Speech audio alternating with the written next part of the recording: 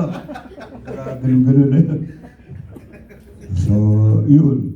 Pero yung mahirap syutan, yung mga panahon na yung pagpasok ko sa PBA, yung mga rookie, second year, si Yoyoy. Yoyoy, kasi physical na physical si Yoyoy, talagang lalo na pagbata ka. Yung Gerelosa, di ba? Naging teammate ko.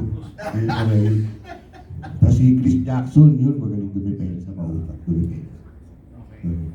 Na-mention mo nga si Ricky Rilosa. Nung rookie ako, laging naka-debrace yun. So sabi ko, bigay mo yung bola, kaya ko to. So every time lalayo ako, then drive ako. So siguro twice, naka-drive ako, naka-score ako. Then nung dinidepensahan ako, sabi ni Ricky sa akin, shoot mo na lang. So sabi ko, hindi, drive ako ulit, naka-shoot. Nung pang-apat, ayun na, in-introduce na ako sa sahig. So ito yun ang sahig na. Pag-drive ko, gumanon. Tapos binuhat naman ako, sabi sa akin, sabi sa'yo, shoot mo na lang. Sabi ko, shoot ko na. Ayaw nila nung napapaya. Nung mga time na yun. Kasi ngayon wala na yun eh. Wala na yung respeto na pag mga rookie ka, respeto. Wala na yun. Nung araw parang kailangan you need to show respect sa mga veterans. So parang pag wala ako rito, go ahead. Pero pag andito ako, shoot mo na lang, makaka-score ka naman.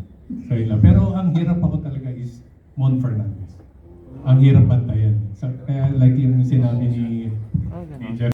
No. Honestly, in fairness, there's so many great. I mean, we know naman that our league is a guard league, no? So, so many guards, and Vince is one. Kenneth in my era. Just think of all the two guards that are scorers and shooters. Those are the guys that I had the opportunity to defend. So lahat sila.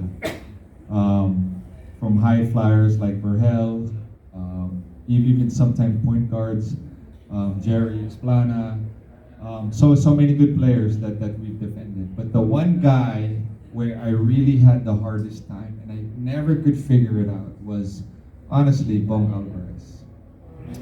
Bong Alvarez. And the reason is because at that time when we were still playing, he was still strong and still fast.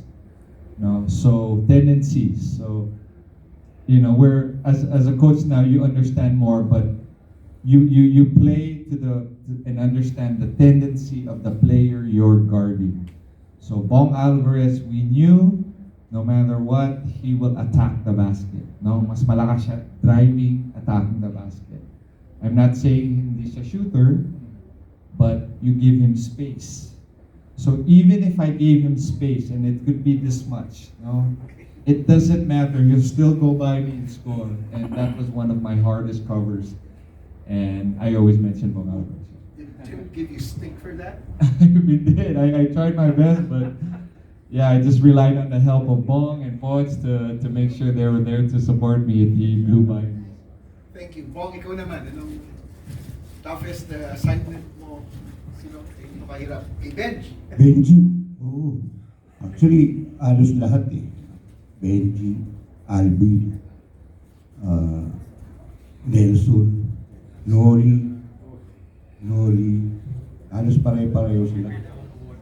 So, kailangan you have to be ready every day. Pero meron ba player na, pucha, ito na naman to.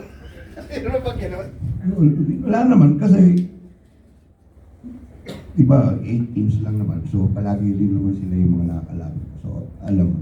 Medyo nahirapan na lang ako nung pagpasok nila Marlo kasi masyado nang malaki. So, pero, yun nga, Benji, Bantayan, diba? Dennis, Pino, Jun Limbot, ang daming mga ano. Kaya, nung panahon yun, kailangan always ready ka. Every day. Every practice para yun nga kasi up talaga yung era na yun. Lalo na doon sa posisyon ko.